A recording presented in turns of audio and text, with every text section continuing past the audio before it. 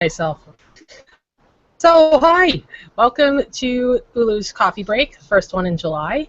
We have Lis-Perlis here from Girls Who Code, and she's going to talk about doing Girls Who Code programs in your library.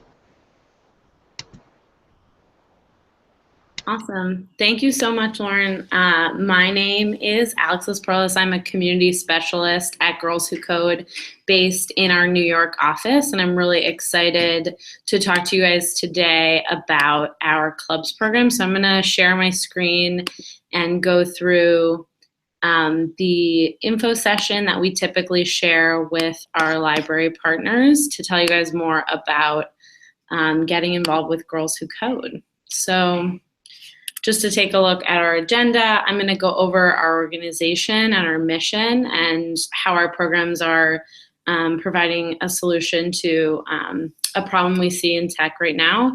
And I'm going to talk about how you guys can get involved.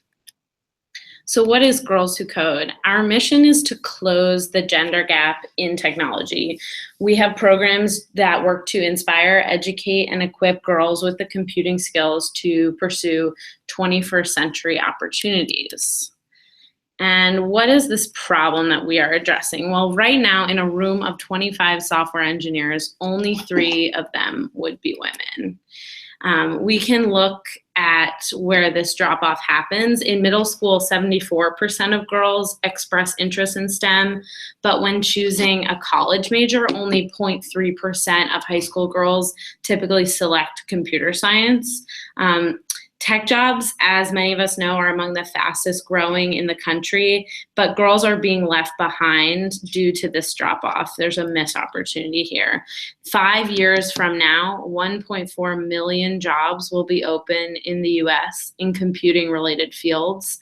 29% will go to college graduates, and only 3% of those, if this gap continues, will be filled by women. So our solution is that we are building the largest pipeline of female engineers in the US through our clubs program and our summer immersion programs.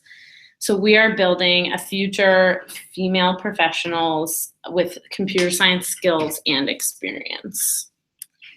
And I think our results kind of speak for themselves. 65% of clubs participants say that they are considering a major or minor in computer science because of Girls Who Code, and 57 top companies have pledged to hire Girls Who Code alumni. So how can you get involved? Well, there are 2 ways: sponsoring a club, which I'm going to jump to in a moment, and becoming a Girls Who Code community partner. So if you are part of a larger library system, we'd love to partner with your system on a higher level to expand our impact and create even more opportunities for girls in your community and the community of your entire library system. So if you have more questions about this, my email, I'm the contact, and my email is at the bottom of the presentation, and I'd love to tell you more about that opportunity. So in terms of sponsoring a club, we should probably start with what clubs are. So clubs are a free computer science program for 6th through 12th grade girls in the United States to explore coding in a fun and friendly environment. Clubs meet during the academic year, so starting around September and wrapping up in June, and they are run after school or on the weekends. They can be hosted in schools, colleges, community centers, and libraries. And last year, we had over 500 clubs across 42 states. Next year, we will be launching 1,500 clubs. So it's a very exciting moment of growth for us as an organization. What do girls learn in our clubs? So a benefit of our program is that girls will grow both hard and soft skills. Through the project-based coding curriculum, we teach girls core concepts of computer science, including loops, if statements, conditionals, and they're going to be exposed to several coding languages. This project-based coding curriculum also engages them through their interests. So they will work on projects related to music, art, or gaming. The second piece of this are the role models and tech industry exposure. Many of our clubs organize speakers, such as female engineers, and go on field trips to tech companies where they engage with professionals in the industry.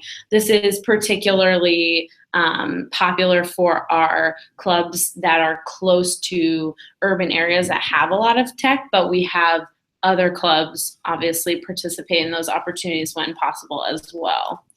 The third piece of what our girls are really getting from this experience is the sisterhood, community, and alumni network aspects. So club students become part of a larger Girls Who Code community, and they have access to internship and summer opportunities.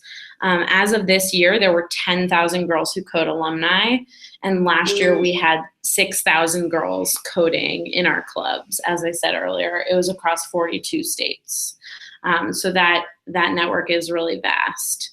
Overall, our girls are growing hard skills in computer science and their 21st century soft skills such as collaboration, presentation, public speaking, and network building through these three pieces of our curriculum.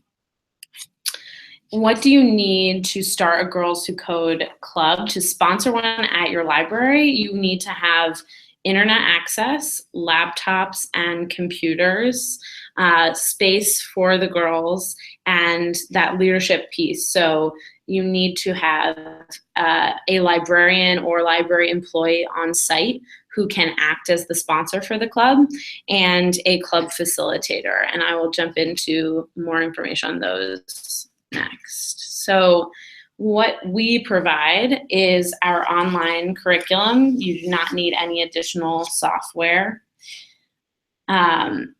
We also provide technical and logistical support to sponsors and facilitators to ensure that there's a positive experience for both the students and the volunteers. And we will also provide a toolkit to recruit and engage members of your club to make sure that you have a room full of excited girls ready to participate in your program. So specifically, I wanted to highlight the unique benefits to public libraries. We got a lot of feedback from our libraries last year, and this is what they shared with us. So for the girls, it's a free local programming opportunity with exposure opportunities.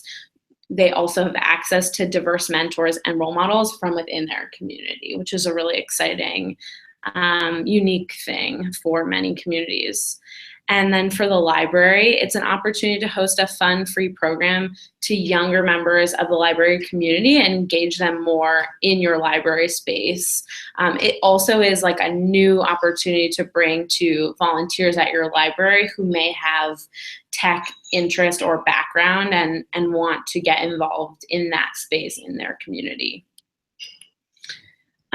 So the important dates for Girls Who Code clubs, our application to sponsor is open, and it remains open on a rolling basis. So we are accepting applications to host now through the end of December.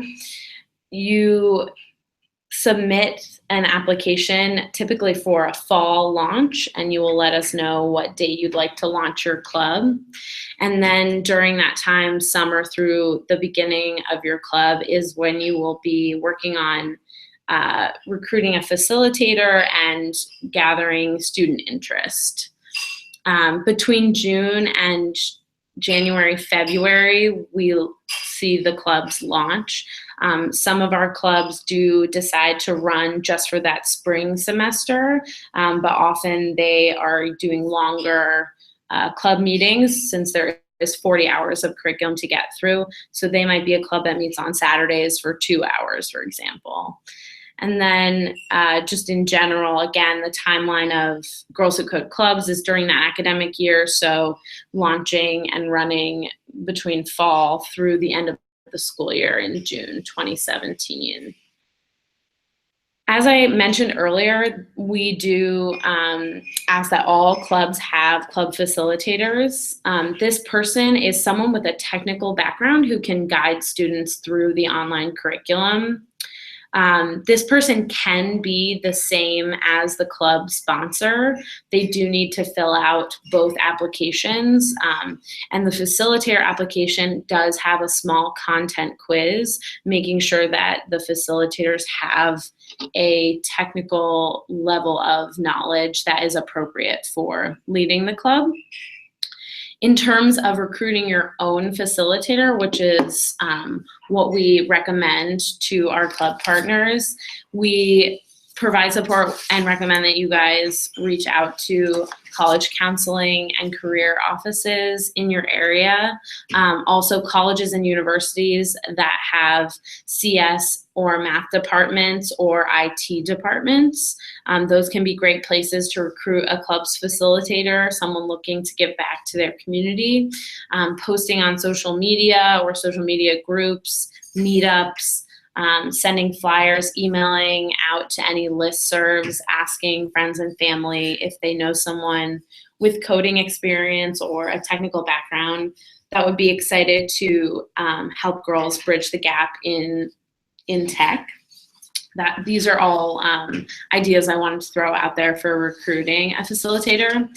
Girls Who Code also has a pipeline of volunteers that we bring in and can be matched with your club, but they can only select your club as an option after you have completed the sponsorship application.